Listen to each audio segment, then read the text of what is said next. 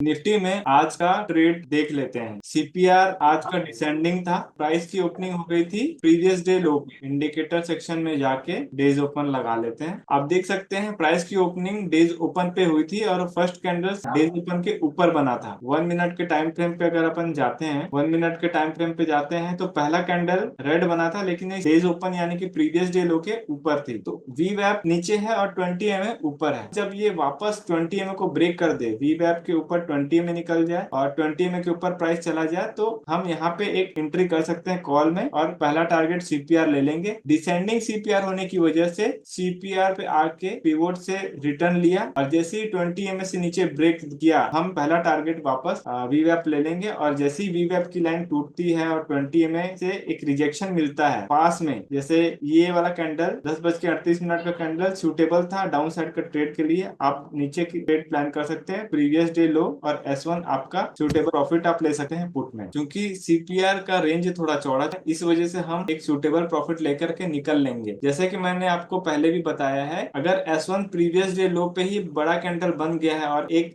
बड़ा कैंडल घुस गया है नीचे, तो बड़े कैंडल पे ही प्रॉफिट बुक कर लेना है। जरूरी नहीं कि प्रीवियस लो तक आप S1 तक रुके। प्राइस S1 प्रीवियस लो के नीचे गया लेकिन पूरा सस्टेन नहीं कर पाया, क्योंकि पहले भी इस जगह से सपोर्ट ले चुका है। 24,900 के लेवल पे सपोर्ट ले चुका है पहले भी, इसलिए फिर से यहाँ पे एक सपोर्ट लिया। S1 और S2 के बीच की डिस्टेंस बहुत ज्यादा था। जैसे ही ये लेवल टच किया, इस लेवल के आसपास आया, ये वापस बाउंस कर गया। बाउंस करने के बाद में फिर से ये वीवैप के ऊपर में प्राइस चला गया, तो हम एक स्कैल्पिंग में प्रॉफिट बुक कर सकते हैं। एक दो कैंडल पे प्रॉफिट बुक कर लेंगे। जैसे ही वीवैप के ऊपर में प्राइस गया, हमको एक ट्रेड ऊपर के लिए मिल जाएगा, लेकिन अगर लास्ट लास्ट में ट्रेड मिल रहा है तो थोड़ा अवॉइड करने की कोशिश करेंगे। डिसेंडिंग सीपीआर है तो अप साइड के जो ट्रेड है उसको स्टार्टिंग में लेने की कोशिश करेंगे, आखिरी आखिरी में नहीं। इस बात का खास ख्याल रखेंगे। अब आते हैं हम ऑप्शन के प्राइसिंग पे। ऑप्शंस में 24,900 का कॉल लगा के रखे हैं और 25,200 का पुट लगा करके रखे। कॉल में वाइडर सीपीआर था और पुट में नैरो सीपीआर था। प्राइस ओपन हुआ डेज ओपन पे, जैसे ही वी वेब के ऊपर में 20 निकल गया। वी वेब के ऊपर 20 पहले से था, लेकिन प्राइस जैसे 20 से निकला 9:31 पे, हमारा कॉल साइड में ट्रेड हुआ और हम डायरेक्ट सीपीआर तक का टारगेट रखे। जैसे देखिए मैंने इस पे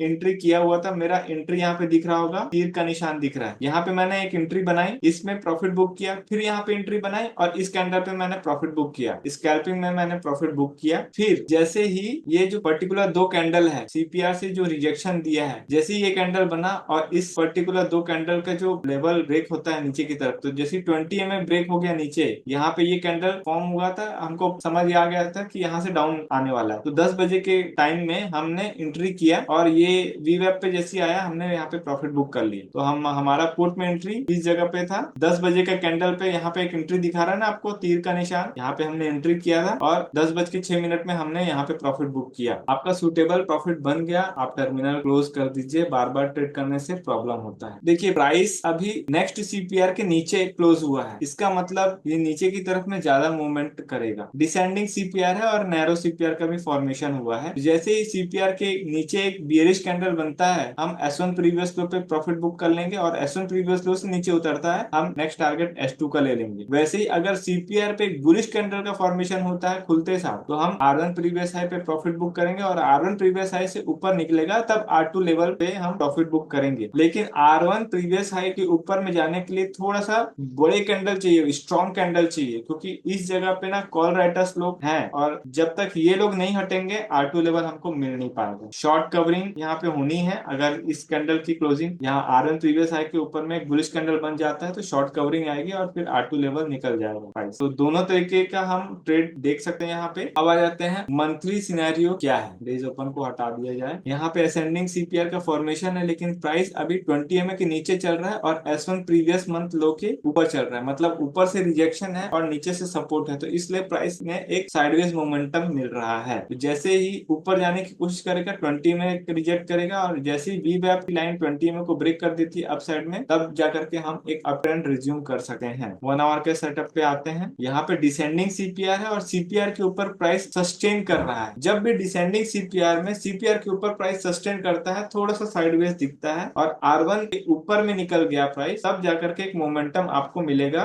ट्रेंड रिवर्सल। और अगर सीपीआर से नीचे एक बेरिश कैंडल बन जाता है तो हमको नीचे का ट्रेड मिलेगा। तो इसका रेंज ज्यादा है, सीपीआर से प्रीवियस लो का रेंज ज्यादा है तो इसका 50% टारगेट लेंगे, जो कि 24,800 के आसपास आ रहा है। जैसे हम 5 मिनट के टाइम फ्रेम पे जाते हैं, 24,800 का लेवल हमको S2 लेवल पे मिल रहा है नीचे की तरफ। इसीलिए अगर सीपीआर से रिजेक्शन होता है तो पहला टारगेट S1 प्रीवियस लो हो जाएगा, और ये 10 बजे से पहले पहले अगर आउटसाइड रेंज में चला गया यानी S1 प्रीवियस लो को ब्रेक कर दिया तो हमको S2 लेवल मिल जाएगा। और 10 बजे से पहले पहले अगर इनसाइड रेंज में ही रहता है तो पूरा होल डे ये इनसाइड रेंज में मूवमेंट करता रहेगा। अब आते हैं इसके एडवांस ऑप्शन में, जो कि है इंस्टा ऑप्शन। ऑप्शन डेटा की जगह निफ्टी किया जाए, वही स्टैटिस्टिक्स में देखेंगे अभी कॉल राइटर्स ज्यादा हैं और पुट राइटर्स कम है, तो ये एक डाउनफॉल हो सकता है यहाँ पे। और ओआई चेंज में देख लेते हैं, अभी भी यहाँ पे कॉल राइटर्स ज्यादा है, पुट राइटर्स कम है, तो ये भी एक इशारा कर रहा है कि डाउनफॉल हो सकता है फर्दर। फिर भी हम अगर सपोर्ट लेवल देखे जाए तो 24,800 पे पुट सेलर्स लोग अभी हैं और कॉल सेलर्स नहीं है। मतलब अगर प्राइस 24,800 तक आता है, 24,800 पे एक सपोर्ट मिल सकता है हमको। और इमीडिएट रेजिस्टेंस कौन सा हो गया, 25,000 का जो प्राइस है, मतलब 25,000 एक रेजिस्टेंस का काम करेगा और 24,800 एक सपोर्ट का काम करेगा। अब देख लीजिए प्राइस कहाँ है, 25,000 एक रेजिस्टेंस का काम कर रहा है, और प्राइस अगर सीपीआर के ही ऊपर में खुल जाता है तो फिर हमारा next target R1 previous day high हो जाना है। इसका लेवल आ रहा है 25,100 का, और 25,100 का लेवल अगर हम देखें तो 25,100 के प्राइस, हाँ 25,100 का लेवल आ रहा है। जब 25,100 पे आते हैं तो यहाँ पे कॉल राइटर्स लोग ज्यादा हैं, तो ये भी एक रेजिस्टेंस का काम करेगा, और 25,200 भी एक रेजिस्टेंस का काम करेगा। प्राइस एक्शन यहाँ पे डिफाइन करेंगे, अगर बुलिश कैंडल बनता है